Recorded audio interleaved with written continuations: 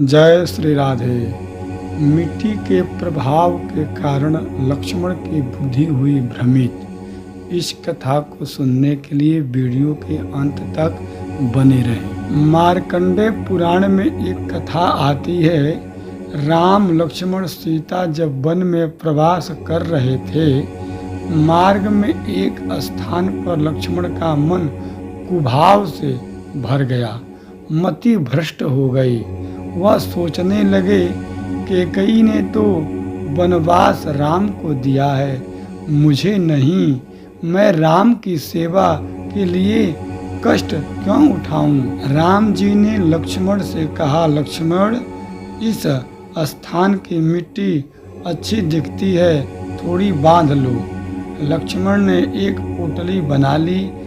मार्ग में जब तक लक्ष्मण उस पोटली को लेकर चलते थे, तब तक उनके मन में कुभाव ही बना रहता था। किंतु जैसे ही रात्रि में विश्राम के लिए उस पोटली को नीचे रखते हैं, उनका मन राम सीता के लिए ममता और भक्ति से भर जाता था। 2 से 3 दिन यही क्रम चलता रहा।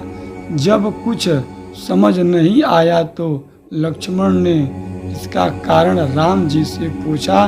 श्री राम जी ने कारण बताते हुए कहा, भाई, तुम्हारे मन के इस परिवर्तन के लिए दोष तुम्हारा नहीं, बल्कि उस मिट्टी का प्रभाव है। जिस भूमि पर जैसे काम किए जाते हैं, उसके अच्छे बुरे परिणाम उस भूमि भाग में और वातावरण में भी छूट जाते हैं।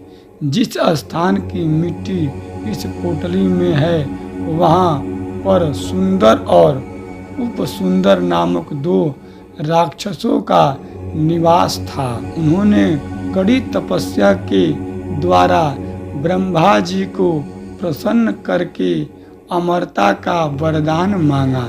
ब्रह्मा जी ने उनकी मांग तो पूरी की, किंतु कुछ नियंत्रण के साथ उन दोनों भाइयों में बड़ा प्रेम था।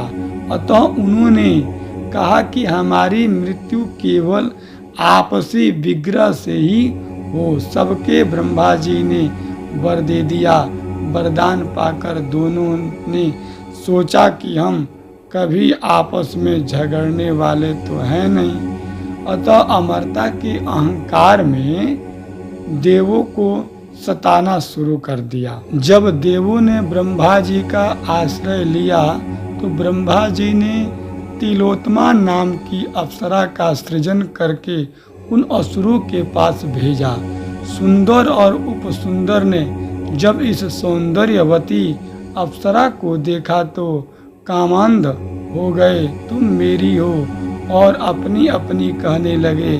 तब तिलोत्तमा ने कहा कि मैं तो विजेता के साथ विवाह करूंगी। अब दोनों भाइयों ने विजेता बनने के लिए ऐसा घोर युद्ध किया कि दोनों आपस में लड़के मर गए।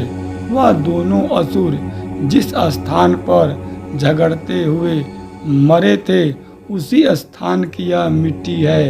अतः इस मिट्टी में भी द्वेष, तिरस्कार और बैर का चिंतन हो गया है।